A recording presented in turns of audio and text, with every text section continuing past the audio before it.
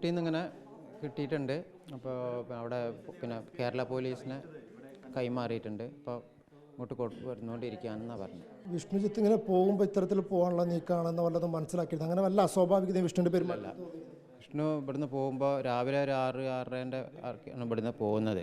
ആ പോകുമ്പോഴും അതിൻ്റെ തലേ ദിവസമൊക്കെ ഹാപ്പി ആയിട്ടാണ് കണ്ടിട്ടുള്ളത്. അങ്ങനെ യാതൊരു ടെൻഷനും കാര്യങ്ങളും ഉള്ളതായിട്ട് അറിഞ്ഞിട്ടില്ല.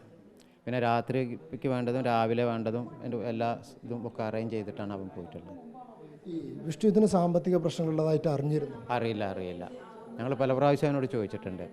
ഈ വിവാഹത്തെ സംബന്ധിച്ചിപ്പോൾ എല്ലാ പരിപാടിയും കഴിഞ്ഞാൽ ഇനിയിപ്പോൾ താലിയും മാലിയും മോതിരത്തിൻ്റെ ഒരു ഇത് മാത്രമേ ഉള്ളൂ.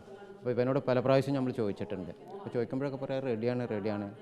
പിന്നെ ഞങ്ങളോട് പറയാൻ വല്ല ഇതുണ്ടെങ്കിൽ അവൻ്റെ കൂട്ടുകാരനെ കൊണ്ട് ചോദിപ്പിച്ചു. അപ്പോൾ കൂട്ടുകാരനെ കൊണ്ട് ചോദിച്ചപ്പോഴും ഇവൻ പറഞ്ഞു താലി ഒക്കെ റെഡിയാണ്, അതൊക്കെ റെഡിയാണെന്ന് അച്ഛനോട് പറഞ്ഞേര് എന്നാണ് ഇവൻ പറഞ്ഞിട്ടുള്ളത്.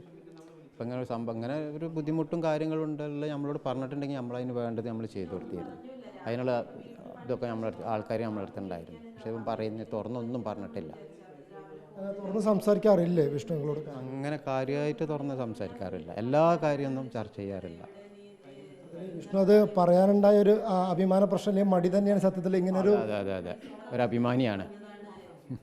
സത്യത്തിൽ ഇങ്ങനെ പ്രശ്നമായി മാറി. അതെ അതാണ് ഇങ്ങനെ പ്രശ്നമായി മാറിയത്.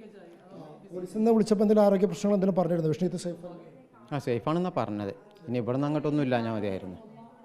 പ്രശ്നങ്ങളൊന്നും ഉണ്ടായില്ല എന്ന് തന്നെയാണ് ഇപ്പോൾ പോലീസ് അറിയിച്ചിരിക്കുന്നത്. വൈകുന്നേരത്തോടെ തന്നെ ഇവിടെ എത്തിക്കുമെന്ന് പറഞ്ഞു. കല്യാണത്തിനുള്ള എല്ലാ ഒരുക്കങ്ങളും പൂർത്തിയായതിനു ശേഷം? അതെ എല്ലാ ഒരുക്കങ്ങളും പൂർത്തിയായിരുന്നു. ഒരുക്കങ്ങളൊക്കെ വിഷ്ണു പങ്കെടുത്തിരുന്നില്ല? കല്യാണ ഒരുക്കങ്ങളും എല്ലാത്തിനും അവൻ തന്നെയാണ് മുൻകൈ എടുത്തത്.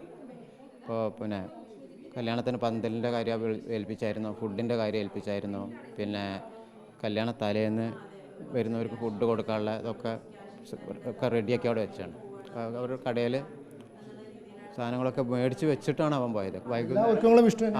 വൈകുന്നേരം വരുമ്പോൾ അത് എടുത്തിട്ട് വരാമെന്നുള്ള ഇതിലാണ് അവൻ സാധനങ്ങളൊക്കെ അവിടെ മേടിച്ച് വെച്ചിട്ടാണ് പോയിട്ടുള്ളത്.